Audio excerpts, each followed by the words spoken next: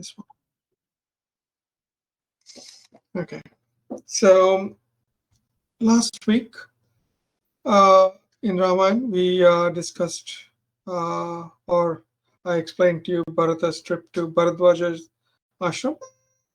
And moving on from Bharadwaja's ashram, they went in the direction of Chitrakuta, the forest. And once you get to that forest, there's different groups formed, and they go in different directions to look for Rama and Lakshmana. The scene here changes, and there's 2 chapters where Rama is kind of having a romantic moment with Sita, and he is describing the beautiful Chitrakuta forest and his feelings about being in the forest despite the exile. So just a couple of things that he says. So when he's talking to Sita, he's calling her the gentle one. So, "O gentle one, when I behold the lovely mountain, neither the expulsion from the kingdom nor being away from friends pains my mind." And the reason is he's with Sita and Lakshmana. So he says, "O flawless one, no grief will consume me if I am to live here for many years to come with you and Lakshmana." Then he goes on to explain the various mountains, rivers, etc. So, for instance, he says this mountain with its peaks is adorned with various minerals. Some of the regions have radiance that is silver and bronze. Some look blood red or madder crimson. This is some translations I've picked up. Some sparkle like the rarest gems, while others shine like topaz. So there's a lot of descriptions. So there's 2 chapters describing all of this. He describes the mountains, the waterfalls, the caves, the trees, flowers, fruits, birds, etc. So there's a lot of description there. So moving on from there, they when Ram and Sita come back, they start hearing some noises, the noises of movement of people, of animals and birds. So all of a sudden there's a lot of noise of movement in the forest. So Rama asks Lakshmana, there's some disturbance in the forest. Can you climb up that tree and see what's happening? So immediately Lakshmana climbs up the tallest tree, and he's looking around in different directions. Now, where they have built their hut, that's actually on top of a hill. So they've got a really good view, even and that height on the tree, that gives him a really good view of all sides of the hill. He looks at a big army coming. Upon closer look, he sees a flag, an insignia of Bharatha on that flag. So immediately he's telling Rama, extinguish the flame, which means because of the flame, the smoke might bring Bharatha over there. So he's telling Rama, extinguish the flame. Ask Sita to go indoors and get your armor and weapons, because I can see Bharatha coming. And he's quite upset with Bharatha. He's saying, this guy is not happy with getting the kingdom. Now he's coming after us. I'm going to fight with them. I'm going to show my valor, and I'm going to kill him and everyone else. And he goes off. When he's done, Rama responds. Rama says, look, Bharata is very dear to me. And I'm sure, having heard the news about my exile, he is coming to see me. He's never, ever had an unkind thought. Why would he turn on me now? So this is what Rama is telling Lakshmana. Rama also goes on to say, if anything, I think he is upset with his mother, and he has convinced our father to bring us back home. If what you say is true, though, then I do not want the kingdom or all of its riches of the world by means of doing any harm to any of my brothers. So he really cares about his brothers. Okay, he starts saying, "Don't speak ill of Bharatha anymore, and if you do it, it is as though you are using those words against me." So he's very firm about Bharata's uh, personality. Uh, Bharata, uh, now the scene shifts. Bharata, it's gone to where Bharata is. He's the one who spots uh, the smoke, and he sees signs of uh, uh, signs along the trees and along the forest, a pathway up the hill. So he takes Vashishta, Shatrughna, and a couple of others, including his mothers, and he starts walking. In fact, he starts going up quicker than the others up that mountain. When he reaches the top of the mountain or the hill, he sees Rama sitting in the hut. And he sees Rama sitting there, very radiant looking, with matted hair.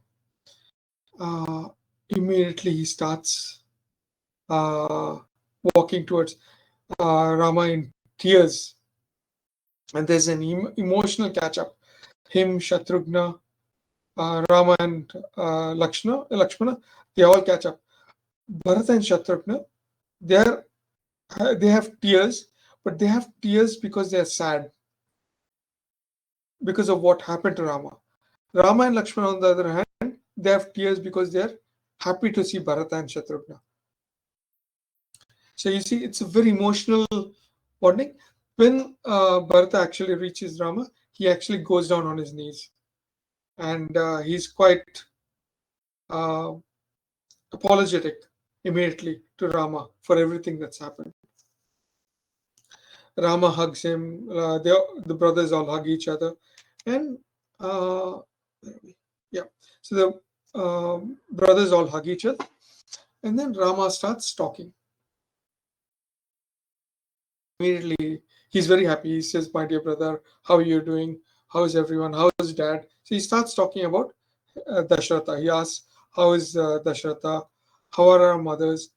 And there's a whole chapter dedicated to Rama's questions, an entire chapter. So, and every question starts with Kitchit, Kachit. Sorry, Kachit means I hope you. I hope you do so and so.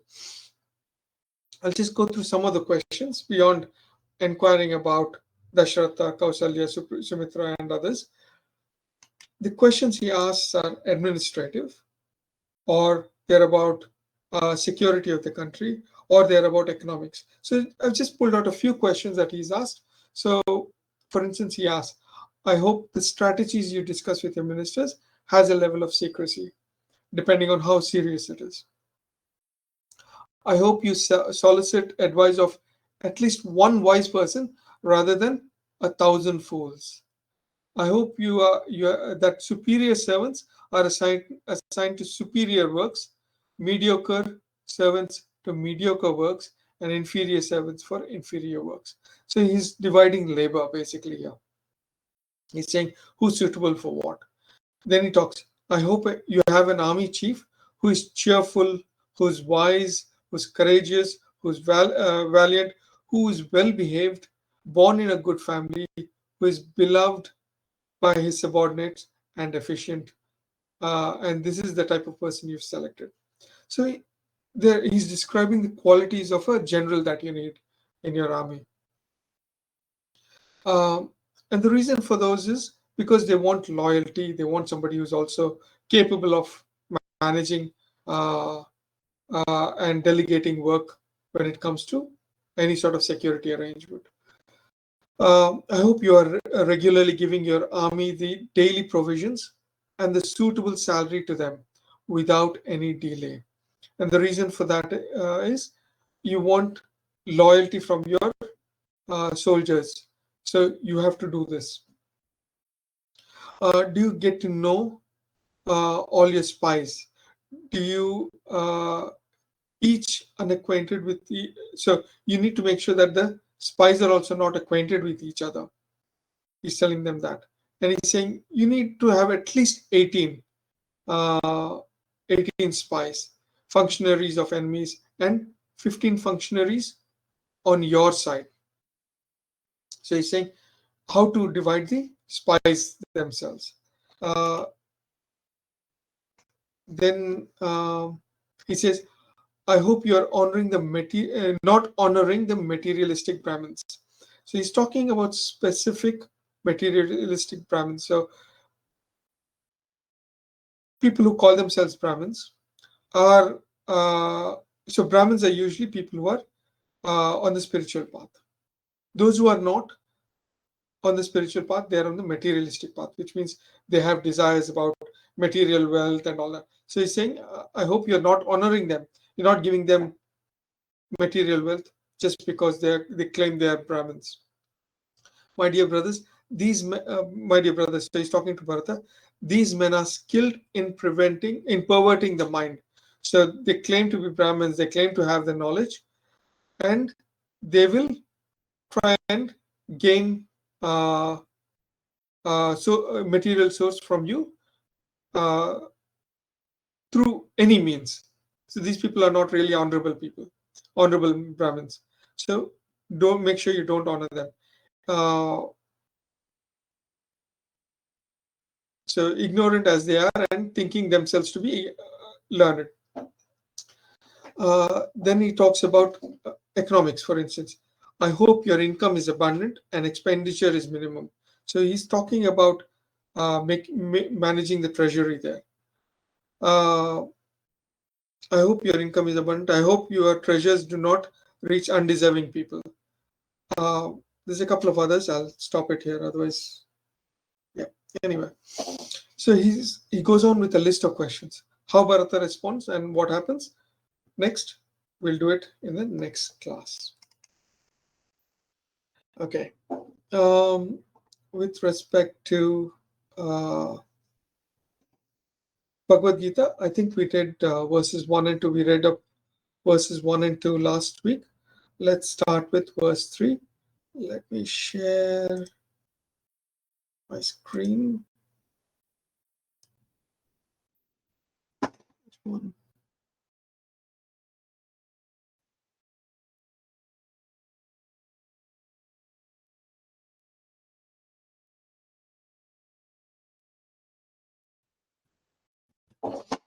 Okay. So let's start verse 3, chapter 6. We are looking at meditation, the chapter on meditation, dhyana. So this one is kind of a continuation of chapter 5 and then introducing meditation in the later verses. If you can repeat after me. Arukshor Muner Yogam Karma Karanam Uchyate Yoga Arudasya Tasyaiva Shama Karanam Uchyate. So he's talking about Munera. Munera is a sage or somebody who's thoughtful or an intelligent person. Aruksho is one who wants to ascend, one who wants to advance. So we're talking about a sage who wants to advance in what? In yoga. Uchyate, it is said, karma, action, karanam is the means. So he's talking about somebody who's following karma yoga. So for somebody who's following karma yoga, then action is the means. So if I'm performing an action, I do it with a certain attitude, and that's karma yoga for me. So in the next verse, he's talking about somebody who's a little more advanced. So uchyate, it is said, yoga arudhasya. yoga, somebody who is already elevated in yoga, tasya, their shama, calmness of mind. Or it's also said, another way of looking at it is meditation. Eva karanam, calmness of mind is the cause or means, or meditation. So they've moved on from karma yoga. It's like saying, okay, we're doing math. I've got addition and subtraction. So if addition and subtraction is karma yoga, I've gone beyond it. I know it like the back of my hand. Anytime I can answer the addition and subtraction questions, no problems. Now I'm moving on to multiplication and division, the basis for which is addition and subtraction. So I've moved on from that. I've gone into advanced. So this is where he's saying you've moved on from karma yoga, you've advanced into the stage where you are now using meditation as the means for advancement. Okay, so let's move on to verse 4. If you can repeat after me. Yada hi na indriya artheshu na karmasa anushajyate sarva sankalpa sannyasi yoga karudhas tada uchyate. Okay. Yada hina, when one is not. Anushajyate. Anushajyate is attached. So we're talking about somebody who is not attached. To what? Indriya arteshu. Indriya is sense. Arteshu, objects. When one is not attached to sense objects. Na karmasu. Na karmasu is nor actions. Karma is actions. So one is not when one is not attached to sense objects, nor is he attached to actions. Who is such a person? Somebody who's a sannyasi. So sannyasi, we're talking about the renouncer. So the renouncer, sarva sankalpa. Sarva is all, sankalpa, desires. So the renouncer, sannyasi sarva sankalpa, or sarva sankalpa sannyasi, somebody who renounces all their desires. Tada uchyate. At that time, it is said, yoga arudha. Yoga arudha, that person is advanced. So when one is neither attached to sense objects nor actions, having renounced all desires, one is advanced in yoga. Let's move on to verse 5. If you can repeat after me. Uddhare atmana atmanam na atmanam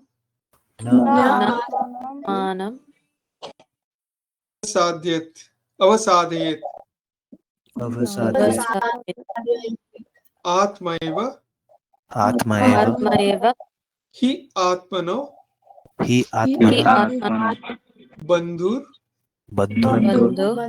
atmaiva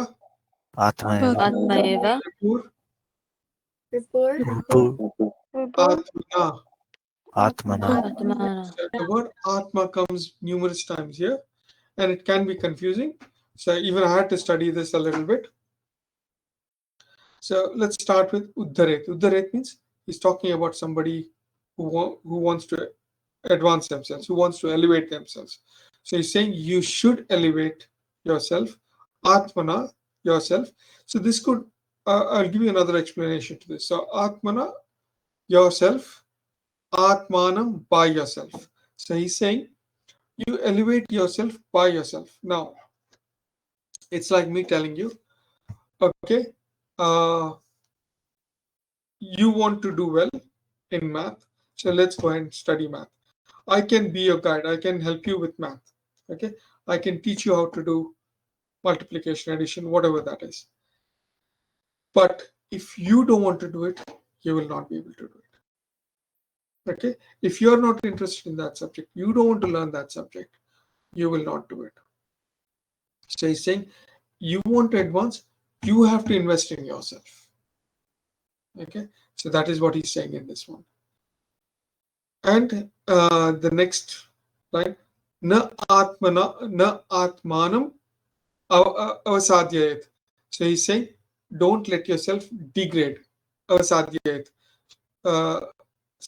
Sadhyayat. So don't degrade yourself, don't sink down. Okay, you have to work on yourself for it. If you don't, what happens? We'll talk next. So Atma eva hi atmana. So you are your own bandur, best friend. Atma eva atmana. You are your own ripu, worst enemy. So the last two lines are talking about you being your own best friend, you being your own worst enemy. So it's like us taking a horse to. There's a phrase in English or a proverb. You can lead a horse to the water, but you won't be able to make it drink the water. So it's like that. You have to be invested in yourself. You are the only one who can help yourself do well. If you do that, you are your own best friend. If you don't, then you are your own worst enemy. Right? You want to achieve something, but you don't invest in yourself, then you won't get anywhere. You are your own worst enemy. So it's like you want to do well in math, but you're not studying. Will you get good at math? No. What happens? You could potentially fail, which means you are your own worst enemy. One way to look at it is this: we have used the example of a chariot, where the charioteer is the intellect and the mind is the reins. So if the intellect can control the mind and give it a certain direction, then you can invest in yourself.